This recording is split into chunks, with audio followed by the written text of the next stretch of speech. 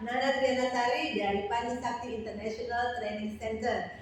Hari ini kita kedatangan tamu luar biasa, tidak seperti biasa tentunya ya, dari Turki. Jadi Mbak Nilo Sarinjani yang sudah malang melintang di dunia spa dan hotel di Turki. Nah, hari ini beliau akan berbagi tentang seluk-beluk bekerja di sana. Gimana nih Mbak, awal mulanya nih ceritanya di Turki? Awal mulanya saya berkarir sebagai spa terapis. Setelah itu saya sudah meningkat karir saya sebagai reception di sebuah hotel, hotel ternama di negara Turki, Hilton Hotel. Saya bekerja di sana sudah selama 4 tahun. Wow. Iya, saya memulai karir dari spa terapis dari bawah, dari tidak punya pengalaman apa-apa.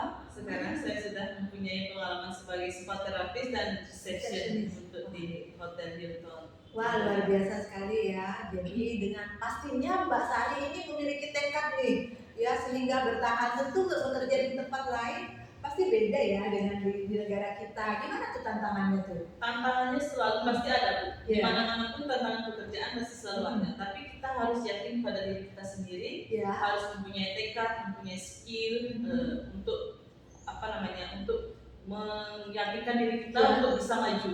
Jadi kita jangan pernah menyerah dengan tujuan apapun tujuan kita, jangan pernah menyerah. Jadi kita harus belajar fokus dan tidak medulikan omongan orang lain. Biasanya kalau di sini kan banyak omongan orang lain di sana sini. Tapi kalau kita tetap fokus, kita punya skill, pasti kita bisa menjadi yang terbaik dari diri kita sendiri ya. Pasti itu tantangannya ya.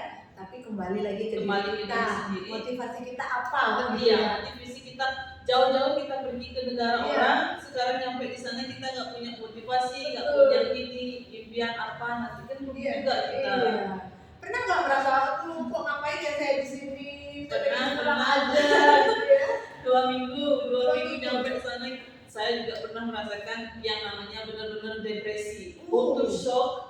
Di sana kan budaya hidupnya di sana juga beda. Jadi mau pulang aja, di sini bukan negara saya, mau pulang. Akhirnya bosnya datang kan, ditanyain kamu datang ke sini jauh-jauh untuk apa? Untuk bekerja, untuk merubah ekonomi keluarga. Jadi saya berpikir lagi, benar juga katanya dia, kenapa saya harus menyerah, belum berperang sudah menyerah.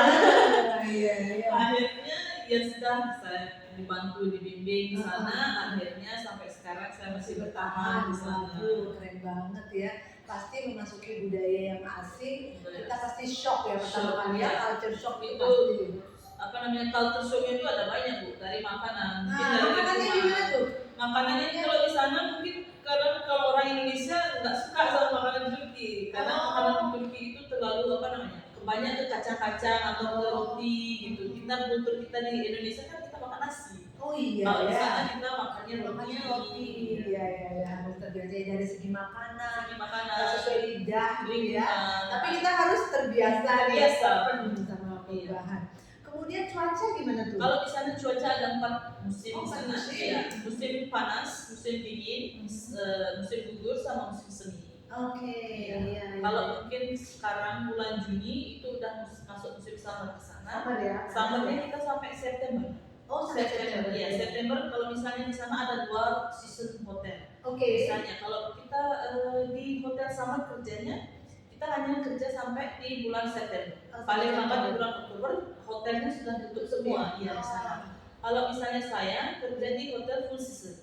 Full season tuh bulan apapun ada. Jadi kita nggak perlu ngira-ngira lagi kerja lagi. Iya betul. Jadi ada 2 ya. Musimnya itu ada 4. Musim ada 4. Dingin panas seminggu. Kalau hotel itu ada 2 summer hotel, ada yang all season hotel. Wah keren. Kalau di Turki memang agak beda, tapi budayanya banyak sekali. Iya. Orang-orangnya gimana tuh tipenya kalau di tempat kerja? Sama kayak orang kita humble gitu. Dia mau mengajari baik ya. Jadi enak tuh kerja sama dia tuh enak ya. Alright, so kemudian soal kesehatan gimana tuh? Kalau kesehatan, kalau kita di sana kesehatan juga ditanggung. Ditanggung ya. Kalau kita misalnya legal di sana, semua pun udah ditanggung. Kita misalnya dari rumah, kita ditanggung. Kalau hotel, tadi kerja di hotel kita dapat makan juga di hotel. Kalau untuk kesehatan kita juga kayak di sini dapat kita BPJS ya. Untuk transportasi juga misalnya kalau kita jauh dari hotel kita juga dapat uang transportasi. Transport dikasih, makan 2 kali ya? Makan 2 kali bisa. Kalau misalnya kalau kita lebih jam kerjanya 2 kali. 2 kali. Kemudian BPJS ya, kesehatan, rumah. Kita juga nggak perlu bayar rumah lagi kan. Akomodasi kita dapat di sana. Kalau biaya hidup seperti apa? Kalau biaya hidup menengah ke bawah kalau di sana. Kalau tergantung diri kita aja sih. Kalau misalnya kita mau hidupnya yang luxury, mungkin menengah ke atas. Kalau kita mau yang biasa-biasa aja, kita menengah ke bawah. Oke, artinya sebenarnya biaya hidup terjangkau lah ya. Biaya hidup terjangkau, sesuai lah dengan hasil kerja di sana. Wah, keren ya. Terus UMR kira-kira sampai berapa? UMR kalau sekarang yang mestinya sekitar 28.000 Turkish lira. Kalau di sana pakai uang Turki. Uang Turki ya? Ya, kalau misalnya di hotel summer kita bisa kemungkinan bisa dapat gaji dolar. Kalau untuk full hotel full seasonnya kita dapat gaji Turkish lira. Tapi kalau Turkish lira itu UMR-nya 28.000. Umumnya semua Turki 28.000, tapi tergantung perusahaan sekarang. Mungkin perusahaan bisa ngasih kita gaji yang lebih tinggi. 28.000 itu sepertinya 28 itu sekitar dalam 12 juta. 11 jutaan ya, 11 jutaan ya. Itu kadang rate-nya kan naik dulu. Karena kayak dolar juga naik dulu. Kalau yang dolar dapat 1.000 berarti sekarang 11 juta ya. Wah, lumayan juga. Jadi dari segi fasilitas dapat semua, kemudian gajinya juga oke ya. Jadi untuk bisa dibawa pulang lumayan banget ya. Kalau tip di sana gimana? Kalau tip di sana enak juga, orangnya pasti tetap ngasih tip gitu. Kalau misalnya sekarang kita punya kebutuhan biaya di rumah, mungkin kita gajinya kita kirim ke rumah untuk kita biaya hidup di sana misalnya pakai tipping atau pakai kita kan dapat servis di sana. Uang pokok, gaji pokok, ada servis, ada tip juga. Jadi gaji pokok itu bisa untuk orang tua di rumah gitu ya, membantu meningkatkan kesejahteraan. Jadi ini menarik sekali ya. Bidang-bidangnya apa aja yang ada tuh? Bidang-bidangnya nggak harus spa terapi saja. Bidangnya di sana banyak ya. Housekeeping, spa terapi, ada F&B, ada housekeeping, laundry, lifeguard. Wow, lifeguard juga ada di situ, keren banget. Jadi kita punya banyak peluang di sana. Jadi nggak harus fokus ke spa terapi saja. Jadi kan kadang cowok-cowok juga pingin tuh berangkat ke Turki, aku harus kerja apa di sana. Jadi kan ada peluangnya. Banyak sekali ya. Terus kemampuan berbahasa itu harus ya Turki atau Inggris? Kalau untuk bahasa di sana umumnya orang Turki ada sih yang bisa bahasa Inggris, tapi kebanyakan orang di sana pakai bahasa umumnya dia bahasa Turki. Jadi mau nggak mau kita harus sedikit banyaknya harus belajar juga bahasa Turkinya. Ya sedikit banyak gitu. Apa nih contohnya nih? Kalau apa kabar apa tuh? Apa kabar misalnya nasılsın? Nasılsın? Iya. Kalau selamat pagi? Günaydın. Günaydın. Ya itu paling gampang. Guten Abend gitu ya, ini Günaydın gitu ya. Oke. Kalau terima kasih? Teşekkür ederim. Teşekkür ederim. Wah, teşekkür ederim, menarik sekali ya. Iya, kadang di sana bisa ada bahasa formal atau bahasa informal. Misalnya terima kasih teşekkür ederim. Misalnya teşekkür ederim itu formal. Misalnya kalau sama teman teşekkürler. Lebih pendek ya. Lebih pendek. Oke, wah keren sekali. Jadi Pak sudah 5 tahun ya di situ ya? Hampir 5 tahun. Terus gimana nih rencana ke depan, mau tetap di rencana ke depan gimana? Mau mungkin Astuka kalau dikasih kesempatan, saya juga mau membuka peluang usaha di sini juga. Rencana mungkin ada kerja sama LPK, membantu adik-adik di sini, mungkin bisa mendapatkan next time datang lagi kita buat course ya,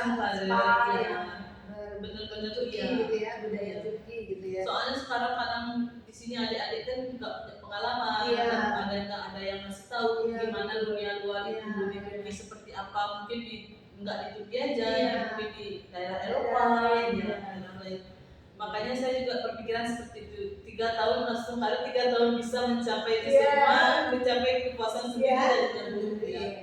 Iya. Soalnya dulu saya juga pas pertama kali berangkat sama sekali tidak ada yang bantu untuk bahasa mungkin atau perkenalan lingkungan di sana mungkin. Iya. Jadi saya memang benar-benar pure belajar sendiri. Ya. Jadi itu ya, di negeri orang pula di mana bantuan keluarga mungkin secara fisik sangat jauh, sangat susah, itu yang membantu hanya diri sendiri gitu ya. Iya. Dan itu kan karena semangat aja ya. Iya, kita harus kembali ke pertanyaan, ngapain kita kesini gitu ya. ya. Ngapain kita kesini? Kita 9.000 kilometer. Waduh, Indonesia 9.000 itu 9.000 kilometer. Iya. Kalau flightnya berapa lama tuh, berapa jam? Kalau flightnya kalau direct 12 jam, kalau misalnya ada transit itu bisa 1 harian juga. Bisa 1 hari ya. Ya lumayan ya. Lumayan melelahkan perjalanannya, tapi setelah nyampe di sana kita nggak mau kerja di sini, nggak betah di sini kan lebih kasihan juga. Kita harus kembali tujuan kita apa. Jadi kita harus tujuannya pasti paling tidak mencari pengalaman, mencari wawasan. Selain ekonomi kan, ekonomi ini kan untuk ya kesejahteraan gitu ya. Kita memang harus maju, kita memang harus mampu karena kita bisa memampukan orang lain, kita bisa memajukan orang lain, itu motivasi kita harus membantu orang lain untuk maju. Iya. Baiklah Mbak Sari, kami berharap karir Mbak di sana cemerlang, tentang bisa juga kan membawa nama baik Indonesia, kinerja kita di luar negeri gitu ya. Dan tentu nanti pasti akan ada yang bisa dibagikan untuk masyarakat, pemuda-pemuda terutama di Buleleng gitu ya, remaja-remaja Buleleng yang punya mimpi besar untuk bisa bekerja di luar. Baiklah, kita tutup dengan para Santi. Om Santi.